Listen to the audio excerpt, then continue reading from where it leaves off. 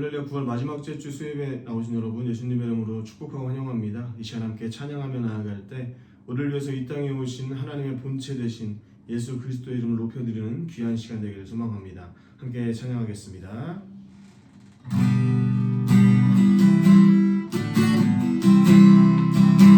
이 땅에 오신 이 땅 위에 오신 하나님의 본체 십자가에 달리사 우리 죄 사셨네. 하나님이 그를 지극히 높여 오늘 이름 위에 뛰어난 이름을 주사 우리 예수 이름 앞에 절하고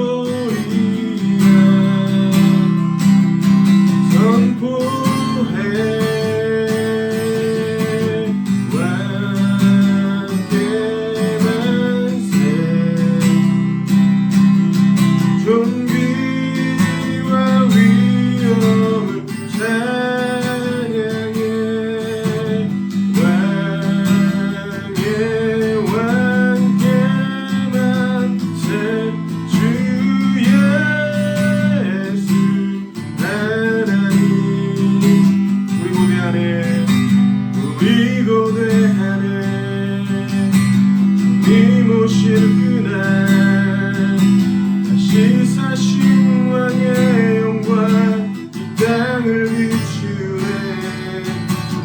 하나님의 권세는 주 앞에 무너져 생명과 진리의 주 권세 가장 높도다. 우리 예수 이름 앞에 절하고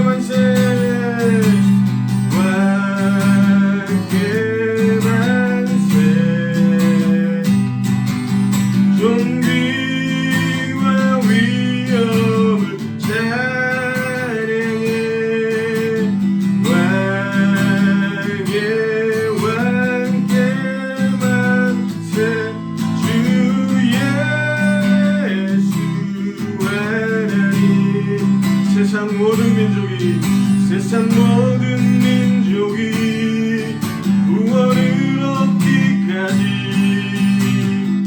쉬지 않으시는 하나님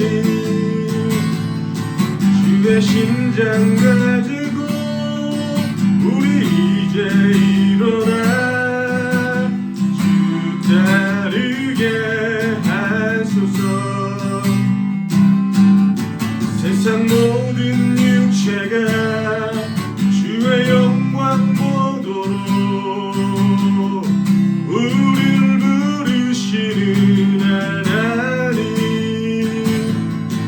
주의 손과 발 되어 세상을 치유하며 주 섬기게 하소서.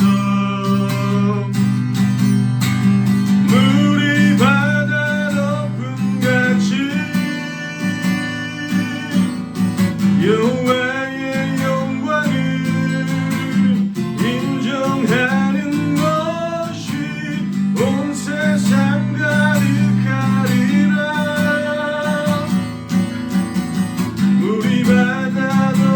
같이 우리 바다 덮음 같이 우리 바다 덮음 같이 세상 모든 육체가 주의 영광 보도록 우릴 부르시는 하나님 주의 손과 발 되어 세상을 치유하며 주 섬기게 하소서. 우리 바다 높음같이 우리 바다 높음같이 여호와의 영광을 인정하는 것이 온 세상 가득하리라. 우리 바다 높음같이 우리 바다 높음같이 우리 바다 높음같이 오리라 그날에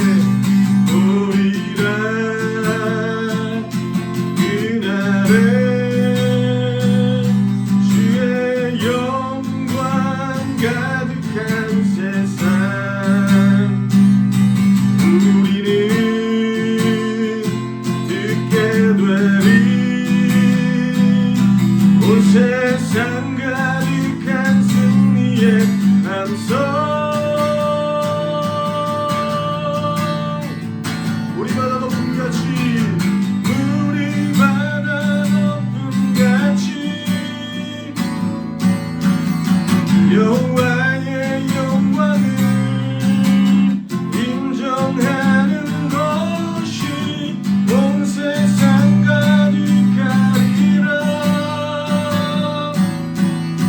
우리 바다 높음같이 우리 바다 높음같이 우리 바다 높음같이. 이 사람 기도할 때 하나님 오늘부터 선교학교가 시작됩니다. 이 시간 주님 우리에게 주신 지상 명령을 기억하게 하시고 세상 모든 민족이 구원을 얻기까지 쉬지 않으시는 주님, 오늘 이 시간 선교학교를 통해 주님이 주신 그 명령을 다시금 우리 마음속에 새기는 귀한 시간 될 수 있게 인도하여 주시옵소서. 이 시간 입술들 앞에 기도하기 소망합니다. 함께 기도하겠습니다.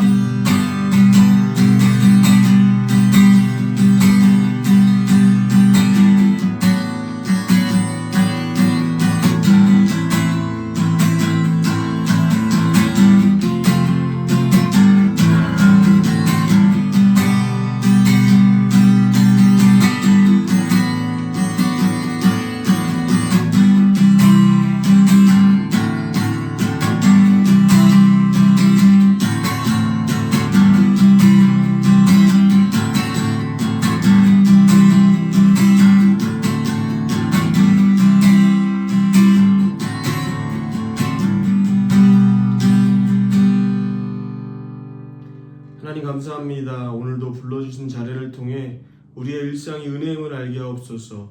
값없이 받은 생명의 은혜 또한 당연한 것 아니라 은혜임을 알게 하시고 먼저 받은 복음의 은혜 이 시간 목사님을 통해 선포되는 선교학교의 시간을 통해 잘 흘려보낼 수 있도록 인도하여 주시옵소서. 이 시간 주님의 은혜의 시간 되기를 간절히 소망하며 거룩하신 예수님의 이름으로 기도드렸습니다. 아멘.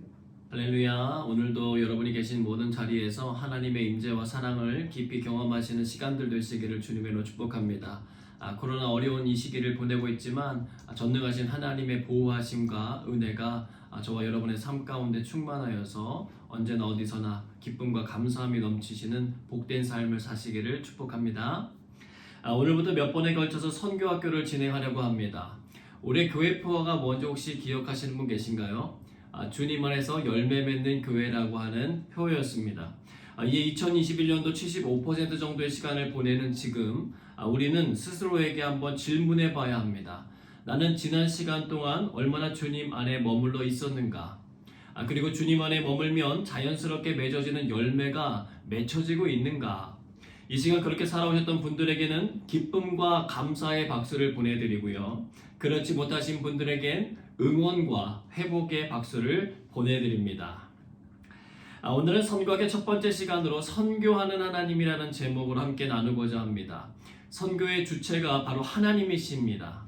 우리가 가지고 있는 성경은 하나님께서 인류를 위해 선교해 오신 역사를 기록해주고 있는 책입니다. 많은 사람들이 하나님을 이스라엘의 민족적인 신으로 이해하는 경향이 있습니다. 그도 그럴 것이 구약 성경을 이렇게 열어서 보다 보면 대부분의 이야기가 이스라엘 역사를 다뤄주고 있고, 신약 또한 이스라엘 자손으로 오신 예수 그리스도와 그분의 제자들이 만들어간 이야기인데, 제자들 역시도 이스라엘 사람들이기 때문에 그렇습니다. 성경에서 이스라엘이라고 하는 이름을 빼면 이야기 자체가 성립이 되질 않습니다. 그렇다면 정말 하나님은 이스라엘 민족의 신만 되시는 것인가? 아닙니다. 하나님은 온 세계를 창조하신 우주적인 분이시며 온 인류를 향한 위대한 목적을 가지고 계신 분인 줄로 믿습니다. 하나님은 목적 없이 일하시는 분이 아니세요. 일반 동물들은요, 어떤 일에 대해서 의미를 부여하지 않습니다. 그저 본능이 시키는 대로 움직이는 거죠. 그러나 사람은 목적을 세우고 그 일을 성취하는 과정을 통해서 의미 있게 살아가는 것을 기뻐합니다. 여러분, 그것이 가능한 이유가 무엇이겠습니까? 우리가 하나님의 형상대로 지음받았기 때문입니다. 우리의 그 사고 방식의 근원이 어디에 있습니까? 하나님에게 있다는 거예요. 즉, 선교라고 하는 것은 하나님의 목적, 하나님의 디자인에서 시작하는 것임을 우리가 알아야 합니다. 지금부터 약 4,000년 전 하나님은 이스라엘이라고 하는 나라의 시작점이 되는 아브라함이라고 하는 사람을 메소포타미아 문명권에서 불러내세요. 이미 그 당시 고대 근동에는 우리가 세계사 시간에 배웠던 것처럼 이집트 문명 그리고 메소포타미아 문명의 나라들이 세워져 있었습니다. 문제는 하나님께서 기뻐하실 만한 나라가 없었다는 거예요. 모두 다 하나님을 섬기지 않고 자신들이 만든 수많은 우상들을 섬기며 자신의 힘과 자신의 지혜를 의지하여서 무력으로 통치하는 나라들이었습니다. 하나님은 이에 그분의 나라 모델이 될 한 나라를 세우기로 작정하십니다. 본보기로 보여주고 싶으신 거죠. 그들이 가지고 있는 힘의 논리가 아니라 하나님이 세우신 정의와 사랑의 논리로 세워진 나라를 제시하고 싶으셨습니다. 그로 인하여 모든 민족이 그 나라를 갈망하고 그 안으로 들어오기를 원하신 것입니다. 창세기 12장 1절로 3절 말씀을 읽어보도록 하겠습니다. 여호와께서 아브라함에게 이르시되 너는 너의 고향과 친척과 아버지의 집을 떠나 내가 내게 보여줄 땅으로 가라. 내가 너로 큰 민족을 이루고 내게 복을 주어 내 이름을 창대하게 하리니 너는 복이 될지라. 너를 축복하는 자에게는 내가 복을 내리고 너를 저주하는 자에게는 내가 저주하리니 땅의 모든 족속이 너로 말미암아 복을 얻을 것이라 하신지라. 오늘날 전 세계 수많은 사람들은요, 기독교의 선교 활동을 매우 편협하다고 생각합니다. 이유는 다른 신들을 인정하지 않고 오직 예수님만 믿어야 구원함을 얻는다라고 말하는 선교 방식 때문에 그렇습니다. 그래서 선교하시는 분들이 많이 듣게 되는 말 중에 하나가 무엇이냐면, 아예 어떤 종교를 믿든지 그건 내 문제잖아요. 내일은 내가 알아서 할 테니까 당신은 당신 일이나 알아서 하세요 라고 하는 말입니다. 건들지 말라는 거죠. 사생활 침해하지 말라는 것입니다.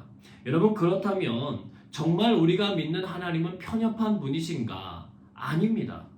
이 부분에 대한 명확한 이해를 하고 있어야만 우리는 그들의 오해와 반대에도 굴하지 않고 용감하면서도 겸손하게 우리에게 맡겨진 선교 사역을 끝까지 감당할 수 있다는 것입니다.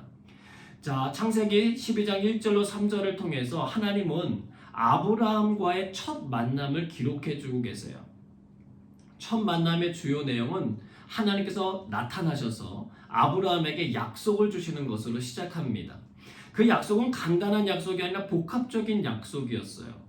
성경과 기독교의 선교를 이해하려면 반드시 이 약속에 대해 깊은 이해를 할 필요가 있습니다. 왜냐하면 이 구절이 구약에서 신약으로 또 종말의 때까지 이어지는 하나님의 선교 방식을 가장 잘 통합해준 구절이기 때문에 그렇습니다. 하나님의 나라가 무엇인지 그리고 하나님의 목적이 무엇인지가 바로 이곳에 담겨져 있습니다. 하나님 나라의 DNA이고 청사진이에요. 여러분, 첫 단추를 잘 꿰어야 한다는 말이 있습니다. 실제로 옷을 입을 때에 첫 번째 단추를 잘못 넣으면요, 아무리 애를 써도 제대로 옷을 입게 만들 수 없기 때문에 그렇습니다. 여러분, 전능하신 하나님께서 그것을 모르실 리 없잖아요. 아브라함은 하나님의 나라를 세우는 첫 단추였기 때문에 매우 신중하고도 정확하게 넣으셔야 했습니다. 즉, 이 약속은 하나님의 선교를 가늠하는 기준이 되기 때문에 하나님의 플랜이 엑기스처럼 녹아 있다는 것입니다. 그럼 이 하나님 약속의 배경을 잠깐 살펴보겠습니다. 여호와께서 아브라함에게 이르셨다는 말로 시작했어요. 우리는 자연스럽게 묻게 됩니다. 여호와는 누구야? 또 하나님이 말을 건네는 이 대상인 아브라함은 누구야? 여러분, 창세기 1장에서 11장을 통해 드러난 분이 계십니다. 바로 여호와세요. 태초에 하늘과 땅을 창조하시고 자기 형상을 따라 남자와 여자를 만드신 분이십니다. 다시 말해 여호와의 시작점은 지구 정도가 아니라 온 우주에 있고, 지금 택함 받은 이 아브라함이라고 하는 사람은 이스라엘 사람으로 국한되는 사람이 아니라 인류의 아버지인 아담으로부터 시작되었다는 거예요. 따라서 그분을 가나안의 남신이었던 바알이나 여신이었던 아세라, 혹은 모압의 신이었던 그모스나 암몬 신의 몰렉 신 정도와 같은 부족신으로 보면 안 된다는 것입니다. 또한 하나님에게서 다른 이들에게는 관심이 없어져 그들을 완전히 포기하셨기 때문에 아브라함과 다른 그 후손을 선택한 것 아니라는 것입니다. 여러분, 선택받았다고 남보다 우월한 것도 아니에요. 그렇다면 하나님께서 아브라함에게 주신 약속을 통해 하나님의 스케일을 우리가 살펴보도록 하겠습니다. 자, 아브라함에게 주신 약속을 통해 하나님은 세 가지의 복합적인 약속을 해주셨어요. 땅, 자손, 복입니다. 먼저 땅에 대해서 살펴보겠습니다. 그는 아버지 데라와 함께 갈대아 우르 지역에 잘 살아가던 사람이었어요. 집이 없어서 이주를 가야 하는 상황도 아니었습니다. 가난해서 먹고 살 길이 막막했던 사람도 아니었어요. 조카 롯이 다른 나라 연합군에 의해서 잡혀갔을 때요, 그 소식을 듣자마자 그는 집에서 기르고 훈련한 318명을 거느리고 쫓아가서 적을 무찌르고 구해왔습니다. 그들을 먹여 살릴 충분한 능력이 있는 사람이었어요. 한 개 중대가 약 100명 정도인데 거의 한 개 대대급에 해당하는 인원이었습니다. 군으로 말하자면 대대장급의 능력을 가진 사람이 아브라함이었다는 거죠. 굳이 땅에 대한 아쉬움이나 필요성이 있었던 사람이 아니에요. 근데 하나님은 그에게 하나님이 지시하는 땅으로 가라고 하십니다. 그리고는 창세기 13장 14절에 보니까 롯이 그에게서 떠나 요단 동편으로 떠나게 된 다음에 아브라함에게 하나님이 나타나셔서 말씀하시기를, 야, 너 동서남북 모든 땅을 한번 봐라. 이 모든 땅 너와 후손들에게 주겠다라고 약속해 주셨다는 것입니다.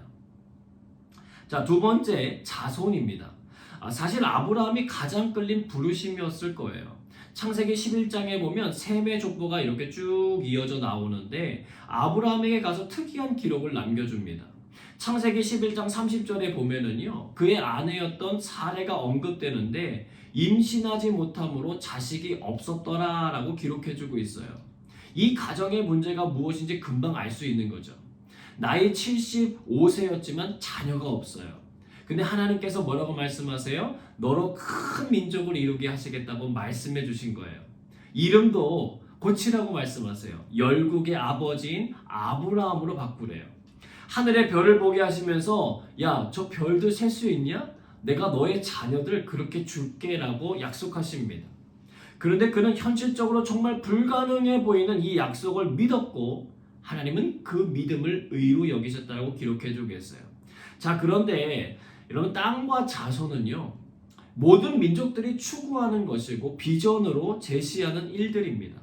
사람들은 땅과 자손을 얻기 위해서요, 오늘날도 정말 무수한 우상 앞에 절하고 있기 때문에 그래요.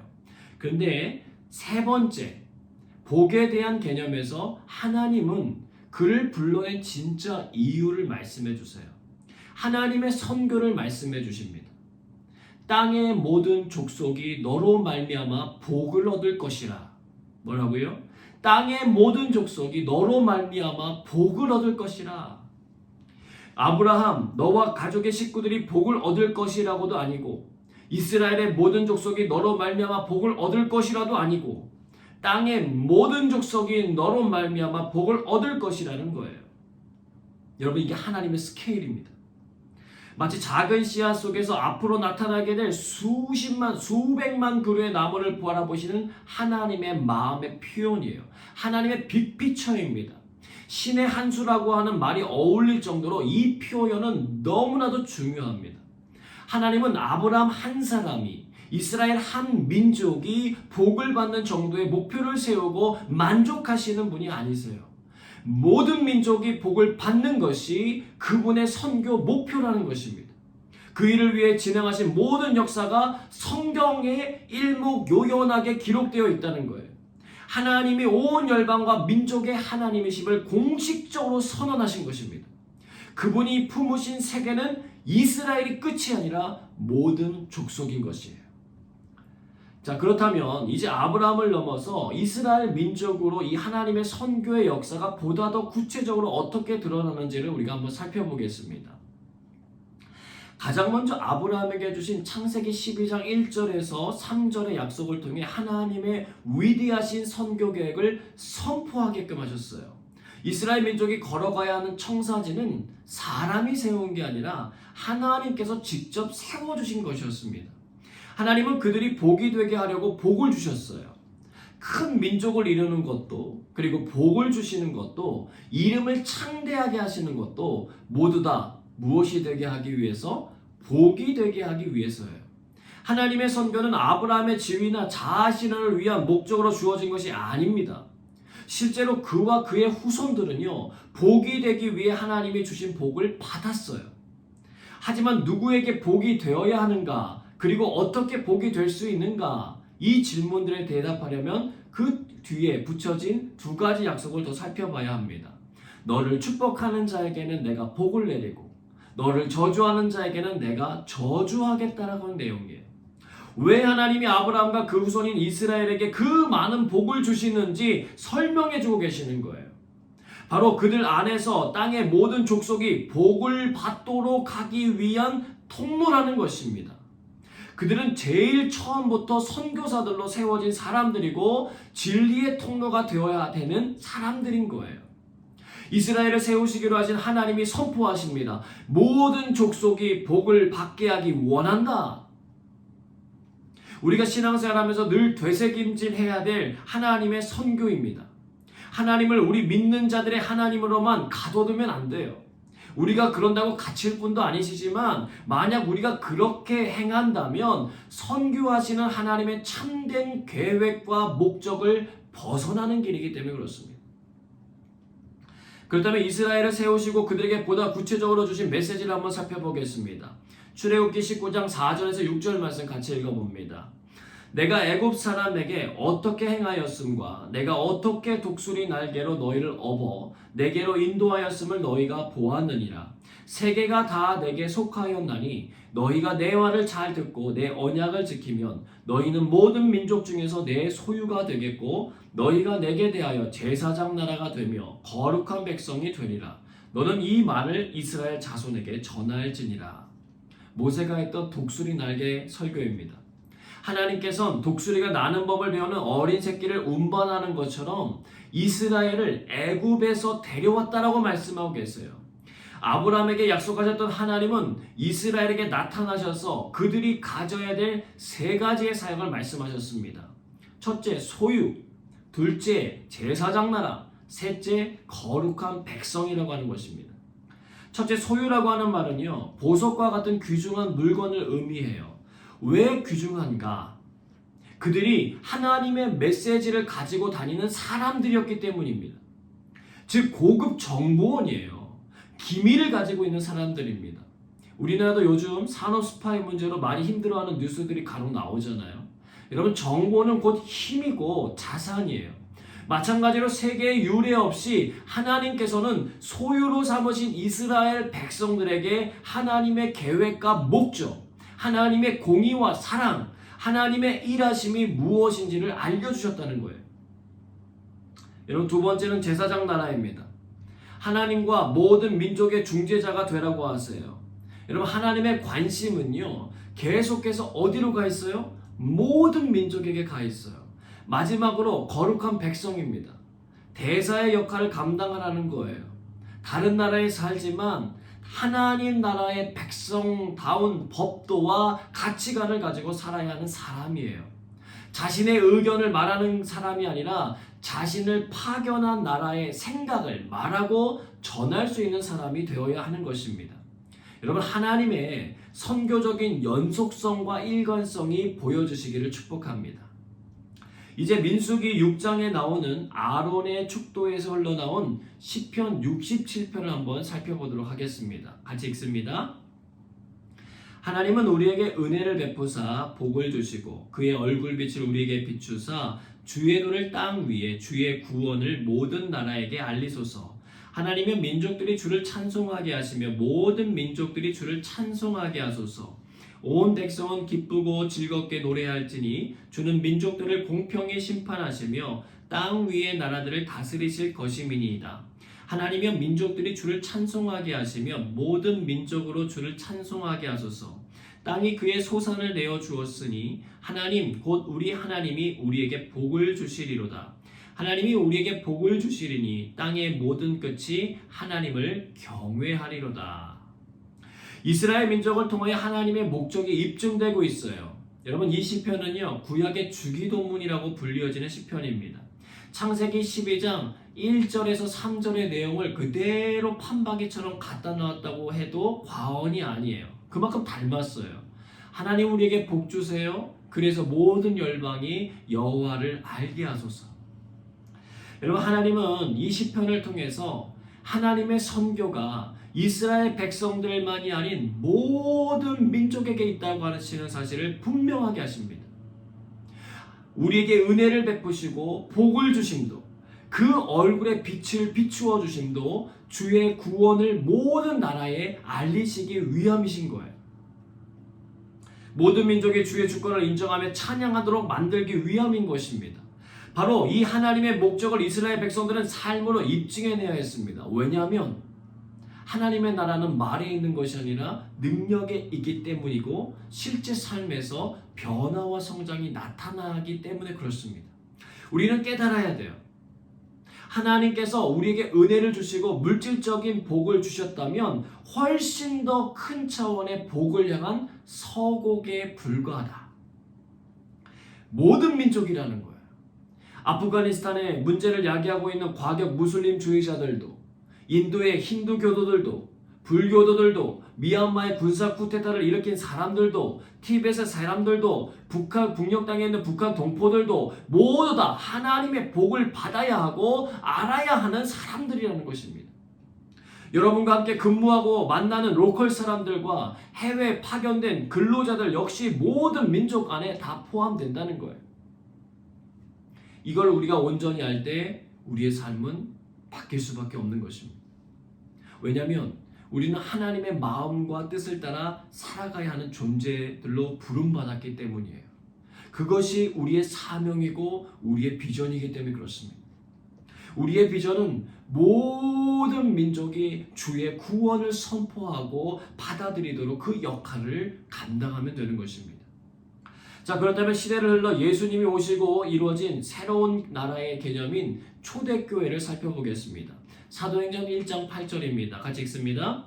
오직 성령이 너희에게 임하시면 너희가 권능을 받고 예루살렘과 온 유대와 사마리아와 땅끝까지 이르러 내 증인이 되리라 하시니라.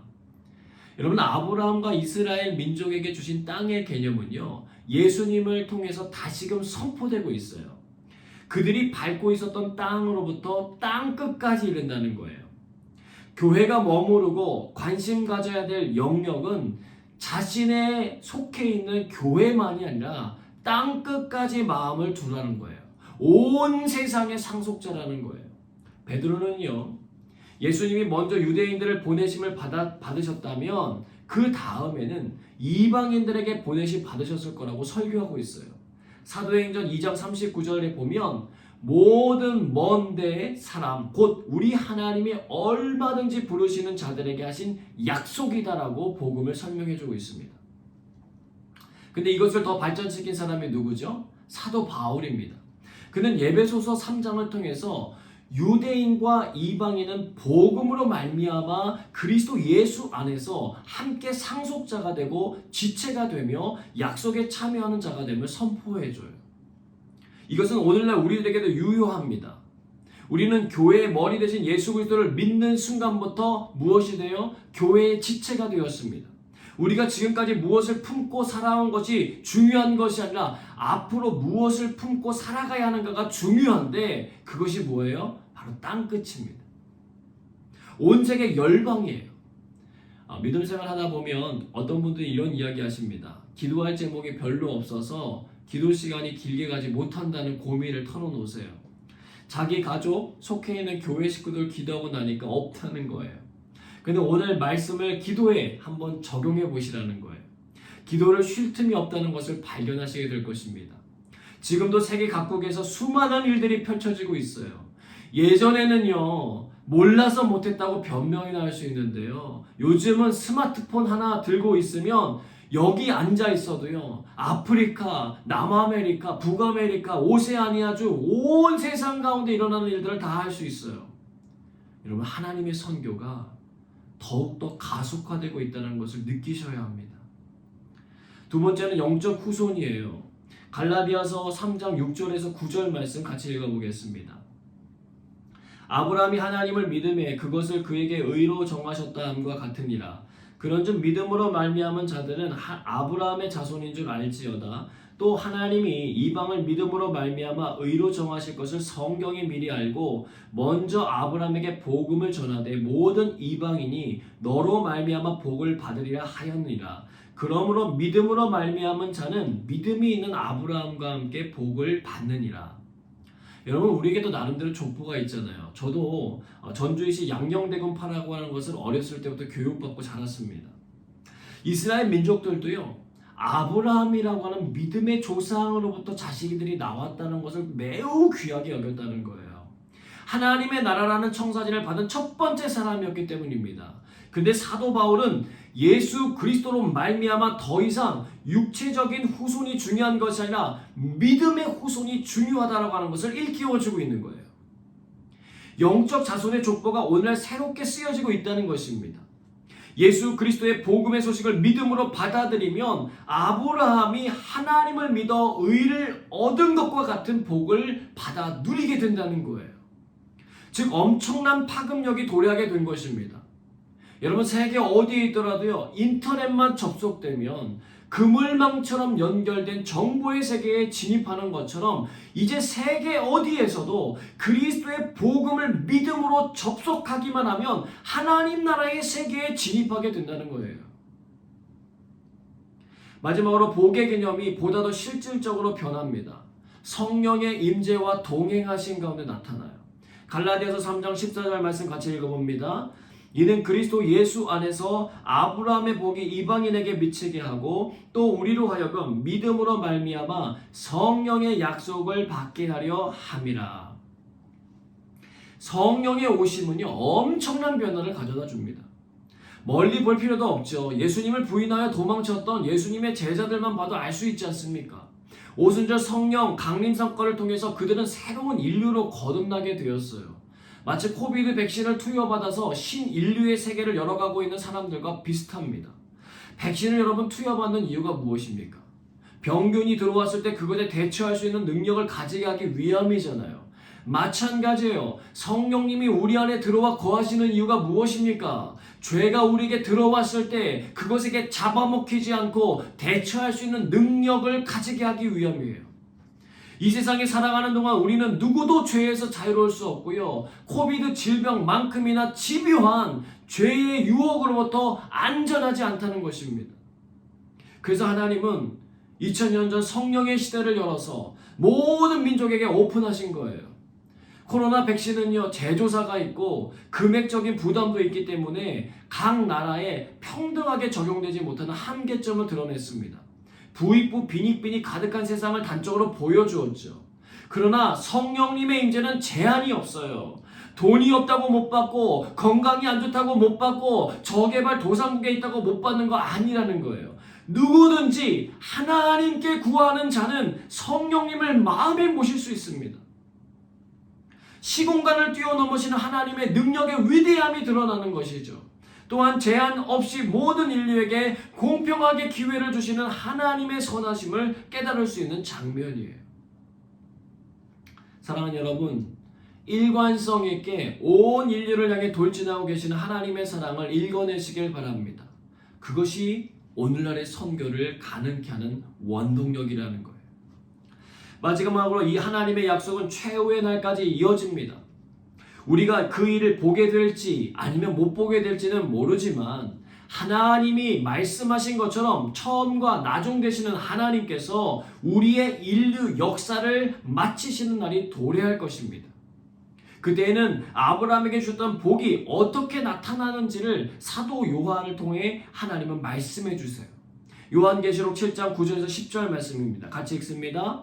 이 일 후에 내가 보니 각 나라와 족속과 백성과 방언에서 아무도 능히 셀 수 없는 큰 무리가 나와 흰 옷을 입고 손에 종려가지를 들고 보좌 앞과 어린 양 앞에 서서 큰 소리로 외쳐 이르되 구원하심이 보좌에 앉으신 우리 하나님과 어린 양에게 있도다 하니.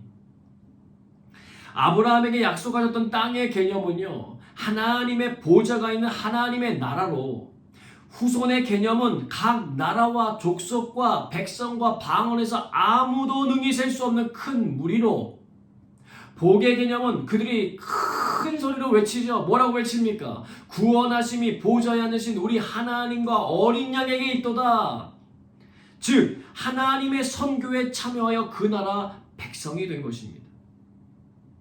여러분, 창세기부터 요한계시록까지 이어지는 하나님의 선교 역사가 얼마나 일관성 있게 진행되고 있는지 우리는 살펴봤어요. 하나님의 이런 치밀한 선교 역사의 한 지점에 저와 여러분이 있습니다. 마치 릴레이 경주자들의 경기처럼 우리에게 맡겨진 구간이 있어요. 그 구간, 우리와 동행하시는 성령님과 함께 하나님의 기뻐하시는 선교의 일을 위하여 달려보기를 소망합니다. 하나님은요, 오늘 이 설교를 듣고 계시는 여러분의 마음에 모든 민족을 향한 선교의 불을 지피고 계세요. 여러분, 그 불이 저와 여러분의 심장과 마음의 생각 속에 강력하게 타올라 오늘도 일하시는, 선교의 일을 감당하시는 하나님의 일하심이 우리의 삶을 통해 드러나게 되기를 주님의 이름으로 축복합니다. 함께 찬양하고 기도하겠습니다.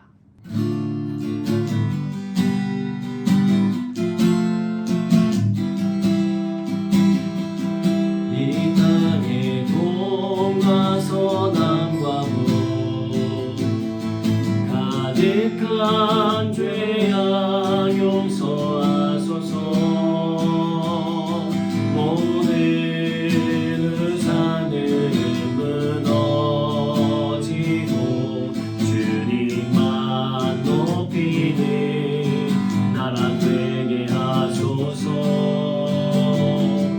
이 땅에 지치 모든 영혼 주 예수 사랑하게 하소서.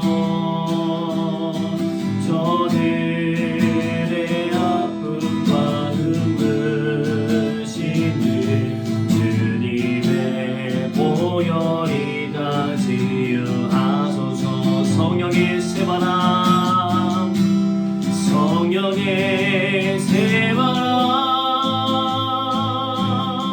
이 땅에 불어소서.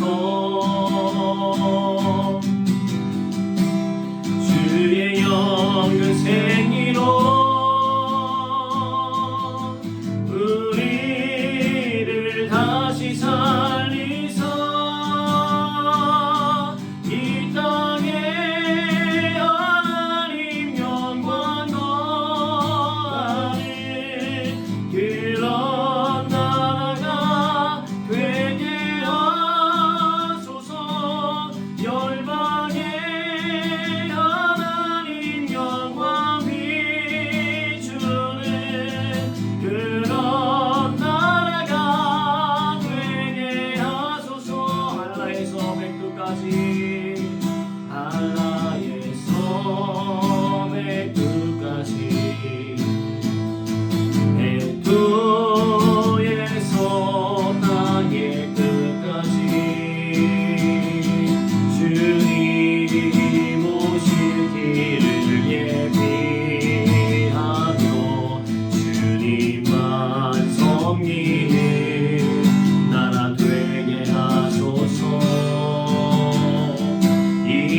땅에 주님 교회 위에 하늘의 생기 부어주소서. 열방을 치유하는 주 백성 주님의 군대를 일으켜 주소서. 아멘. 성령의 새바람, 성령의 새바람 이 땅에 불어소서. 주의 영그 생기로 우리를 다시 살리사. 이 땅에 하나님 영광 거하는 그런 나라가 되게 하소서. 열방에 하나님 영광 비추는 그런 나라가 되게 하소서. 성령의 새바람, 성령의 새바람 이 땅에 불어서서. 주의 영 그 생기로, 주의 영 그 생기로 우리를 다시 살리사. 이 땅에 하나님 영광 거하는 그런 나라가 되게 하소서. 열방에 하나님 영광 비추는 그런 나라가 되게 하소서. 이 시간 함께 기도합니다. 예수 그리스도의 십자가 은혜를 사모합니다. 복음의 능력으로 우리를 정결하게 하시고 성령이 우리 가운데 충만하게 임재하여 주시옵소서.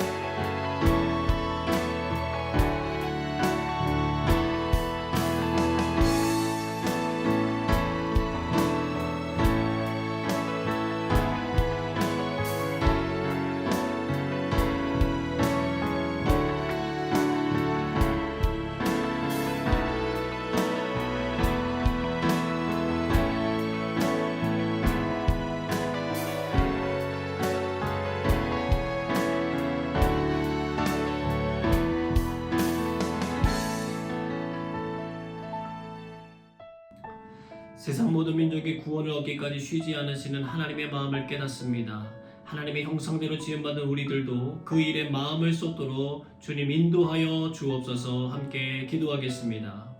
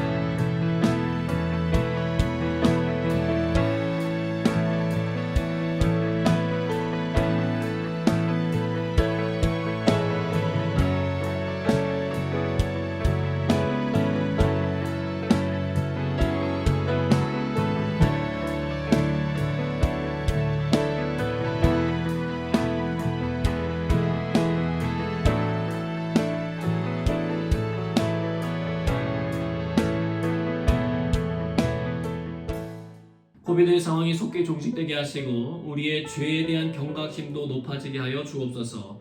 백신을 통하여 병균을 이겨내는 것처럼 완전하신 성령님과의 동행으로 우리가 죄를 이겨내는 삶이 되게 하여 주옵소서. 함께 열방을 위하여 기도하겠습니다.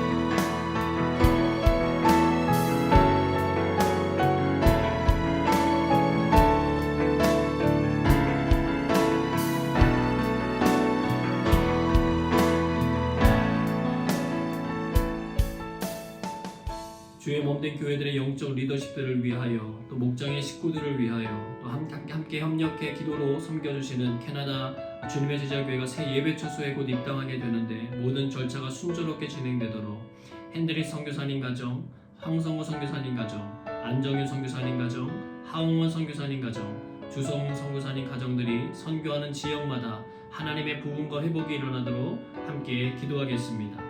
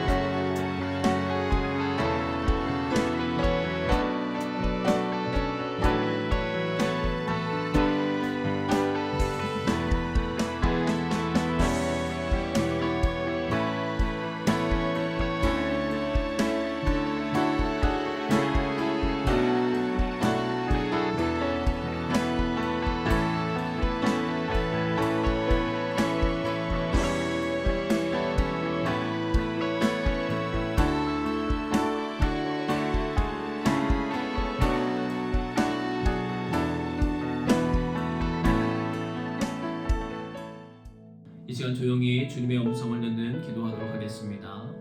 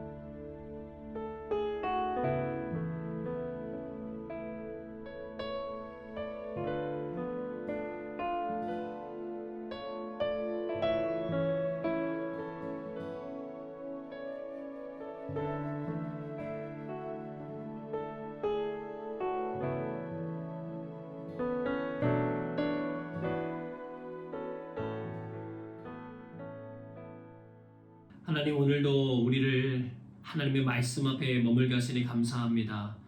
온 세계 열방을 향하신 하나님의 선교하심이 드러나게 하시고 알게 하심을 감사합니다. 우리의 삶의 지경이 하나님의 스타일처럼 더 넓어지고 깊어지게 하시며 온 열방을 향하신 하나님의 마음을 늘 품고 살아가는 저희 모두가 되게 도와주시옵소서. 하나님, 온 세계 열방이 코비드로 인해서 너무나 많은 신음과 고통과 어려움 가운데 있습니다. 아버지여, 긍휼을 베풀어 주셔서 슬픔 당한 가정들 위로하여 주시고, 하나님 절망 속에 있는 가정들의 소망을 주시고, 하나님 낙심하여 넘어져 있는 영혼들에게 다가가 일으켜 줄 수 있는 하나님의 사람들이 세워질 수 있도록 하나님 도와주시옵소서. 마음이 상한 자들, 아버지 육신과 정말 마음이 모든 것들이 다 지친 자들, 우리 주님께서 찾아가 주셔서 치유하여 주시고 회복해 주시고 하나님의 은혜의 손 안에 머물 수 있도록 하나님 인도하여 주시옵소서. 코비드의 모든 상황이 속히 종식되기를 원합니다. 하나님 은혜와 자비를 베풀어 주옵소서. 또한 이 모든 상황을 지날 때에 우리 속에 있는 죄에 대한 깊은 자각도 하게 하시고, 그 모든 어려움의 시간들을 통해서도 끊어지지 않는 아버지 죄성에 대해서 깊이 생각하며 하나님의 사랑과 은혜 안에 더 머무르려고 애쓰는 믿음의 사람들이 더 많아지게 하여 주시고, 성령의 충만한 역사가 온 세상 열방 가운데 가득하여서 주님을 찬양하는 일들이 세계 곳곳에서 부흥처럼 일어날 수 있도록 하나님 도와주시옵소서. 모든 교회의 영적인 리더들을 주님께서 책임져 주시고 하나님께서 세워주셨사오니 주여 강건케 하시고 대장부와 같이 믿음의 선한 길을 끝까지 잘 감당해 하셔서 하나님의 은혜 안에 늘 머물 수 있도록, 주의 축복의 통로가 될 수 있도록 하나님 함께 도와주시옵소서. 우리 사랑하는 성도들의 가정을 주님 지켜주시고 보호하여 주시고 인도하여 주시고, 저들이 기도하고 말씀을 볼 때에 하나님의 은혜의 깊은 데 잠기게 도와주시며 평안하여 든든히 서가게 하시고, 하나님 있는 모든 자리에서 하나님의 축복을 흘려보내는 예수 그리스도의 사람들 될 수 있도록 하나님 인도하여 주시옵소서. 주님께서 이루신 일들을 기대하고 감사드리며 사랑이 많으신 예수님의 이름으로 기도드리옵나이다. 아멘. 이제는 우리 구주 예수 그리스도의 은혜와 하나님 아버지의 그 크신 사랑하심과 성령의 역사하심이 하나님의 선교를 알고 그 선교에 동참하기 원하는 모든 사랑하는 성도들과 함께하사 모든 열방을 품고 나아가는 주의 귀한 백성들 되게 하시기를 주님의 이름으로 축원하옵나이다. 아멘.